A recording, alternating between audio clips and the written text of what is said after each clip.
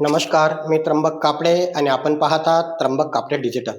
महाराष्ट्रात दरवर्षी शालेय पोषण आहार योजनेवर 1.5 ते 2,000 कोटी रुपये खर्च केले जातात.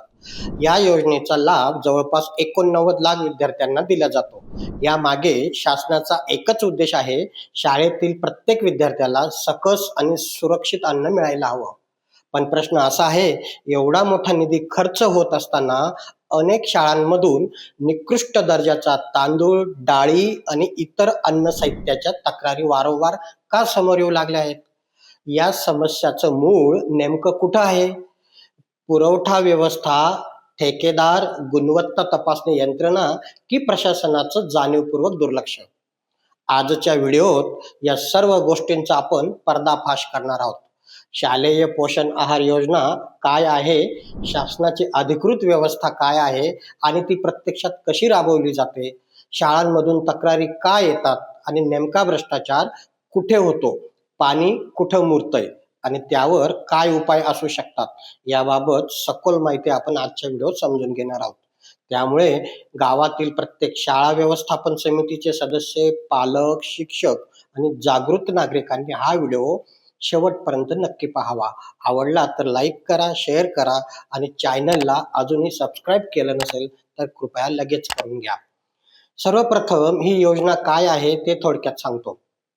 केंद्र आणि राज्य सरकारच्या संयुक्त विद्यमाने प्रधानमंत्री पोषण शक्ती निर्माण योजना राबवली जाते. पूर्वी या योजनेचं नाव मध्यान्ह भोजन योजना म्हणून ओळखली जात होती. केंद्र सरकार 60% आणि राज्य सरकार 40% निधी या योजनेसाठी देतं. या योजनेचा उद्देश अगदी स्पष्ट आहे. शाळेत येणाऱ्या प्रत्येक मुलाला गरम, पौष्टिक आणि संतुलित आहार दिला पाहिजे. गरीब कुटुंबातील मुलांचं पोषण सुधारावं, शाळेतील उपस्थिती वाढली पाहिजे आणि शिक्षणाबरोबरच मुलांचं आरोग्य देखील चांगलंच राहावं, हा उद्देश आहे. महाराष्ट्रात या योजनेवर दरवर्षी साधारण 1.5 ते 2,000 कोटी रुपयांपर्यंत खर्च केला जातो. राज्यातील जवळपास 89 लाख विद्यार्थ्यांना दररोज या योजनेचा लाभ मिळतो.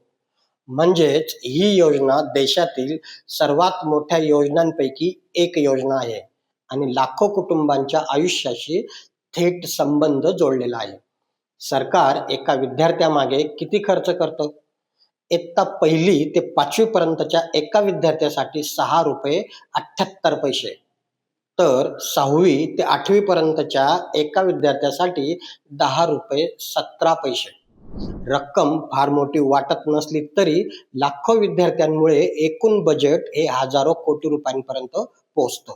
म्हणजे या योजनेसाठी पैसा कमी नाही. मग प्रश्न हा आहे, तो पैसा योग्य ठिकाणी का खर्च होत नाही?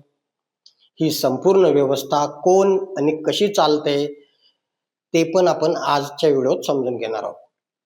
शासनाच्या गोदामातून शाळांनी मागणी केल्यानुसार तांदूळ थेट शाळांपर्यंत पोहोचवला जातो.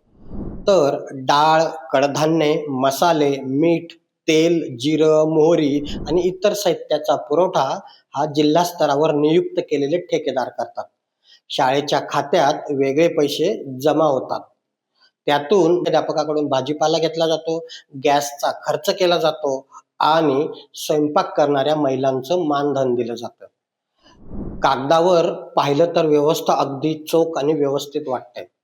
पण सर्वात मोठी समस्या निर्माण होते ती टेंडर प्रक्रियेत. अनेक वेळा सर्वात कमी दर देणाऱ्या ठेकेदाराला पुरवठ्याचं काम मिळतं.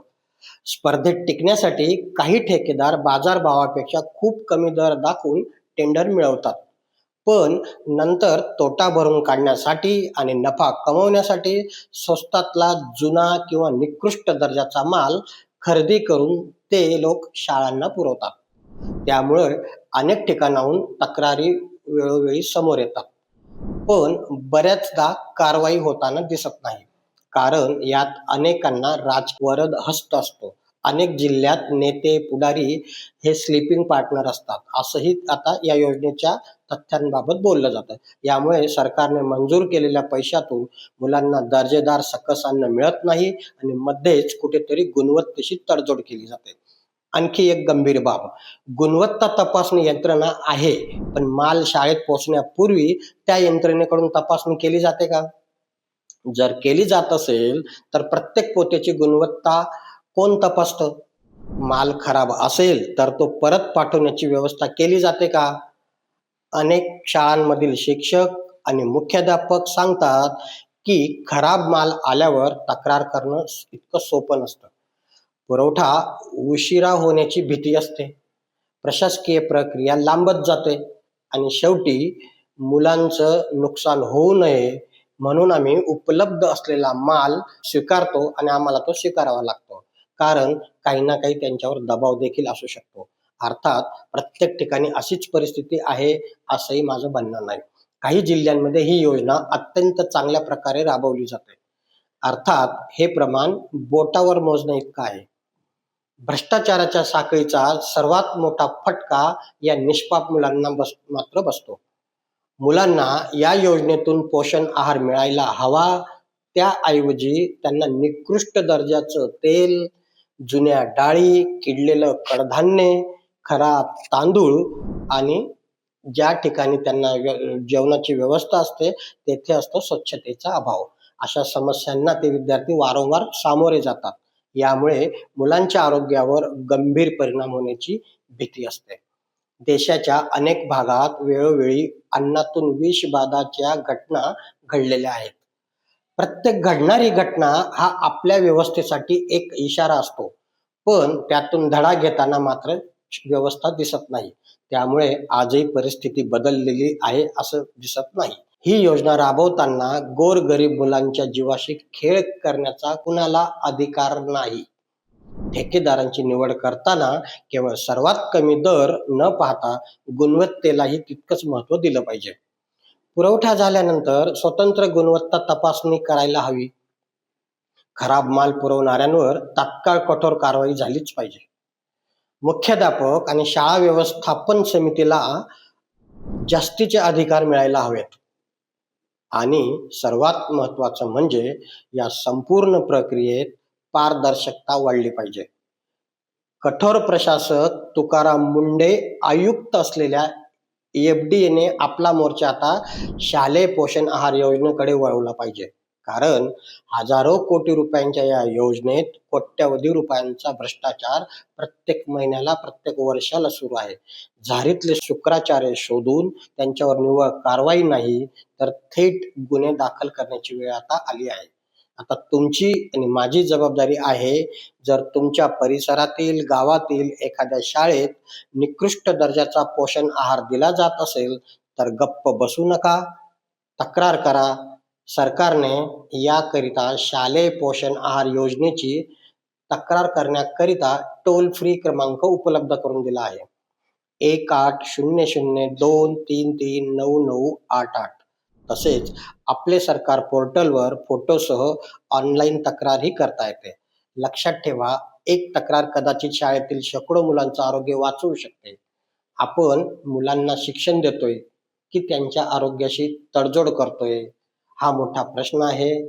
पोषण आहार ही कोणाची कृपा नाही, तो प्रत्येक विद्यार्थ्याचा हक्क आहे. आणि त्या हक्कावर डल्ला मारणारा कोणताही ठेकेदार असो, अधिकारी असो किंवा व्यवस्था असेल तर त्यांना जाब आपण विचारलाच पाहिजे. कारण मुलांच्या ताटातला प्रत्येक घास हा त्यांच्या भविष्यासाठी असतो, कोणालाही भ्रष्टाचार करण्यासाठी नाही. हा विषय तुम्हालाही खूप महत्त्वाचा वाटत असेल तर व्हिडिओ जास्तीत जास्त लोकांपर्यंत शेअर करा, पोहोचवा. तुमच्या परिसरात अशी परिस्थिती आहे का याची खात्री करा आणि तुमचे अनुभव आणि मत कमेंट बॉक्समध्ये नक्की लिहा. पुन्हा भेटूया एका नव्या आणि महत्त्वाच्या विषयासह. तोपर्यंत नमस्कार. जय हिंद, जय महाराष्ट्र.